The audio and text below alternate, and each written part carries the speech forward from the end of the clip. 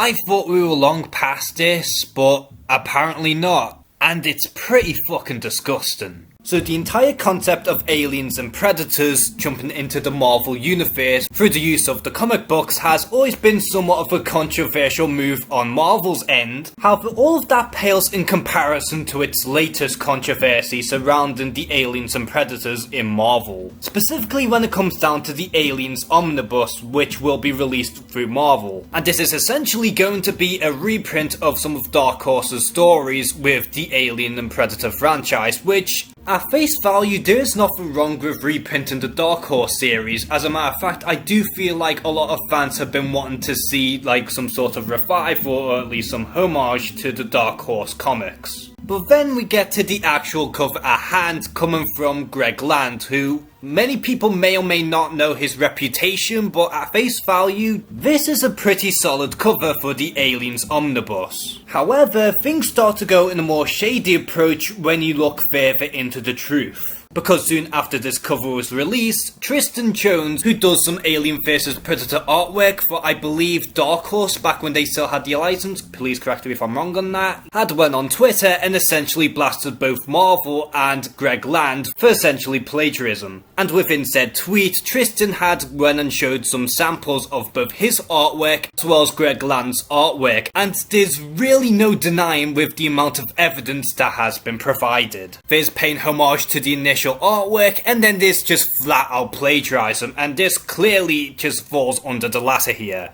And this just goes beyond Tristan Jones, because not long after we also learned that Greg Land did legitimately stole a sketch from Andy Brace and pretty much copied the exact head for his piece. And then not long after that, we also did discover that the facehugger egg was also copied and pasted through Sizzy Bubbles. And when you compare the two eggs side by side, there's just no way you can't disagree that this is legit plagiarism. And believe it or not, there are also other things that have legitimately been copy-pasted or just flat-out photoshopped through this cover art alone. And this is the thing, Greg Land has been doing this for years and has been constantly plagiarising from other artists. Whether it be tracing through their initial artwork, or just flat-out taking inspiration from pornography, which he is actually infamous for that shit. He is that bad he even traces from his other artwork previously, and there are plenty of comparisons online and they're not difficult to find. And honestly, after all these years, I'm surprised that Greg Land still continues to get work to this very day from Marvel, and I don't understand why they continue to hire him despite of him being a total fraud. And it's especially insulting from those who have been affected by this, because they put a lot of time and effort into their artwork. And while I'm not the most knowledgeable with the comic book industry, I do feel like something needs to be addressed, and I feel like it's time for Marvel to put their foot down and address this.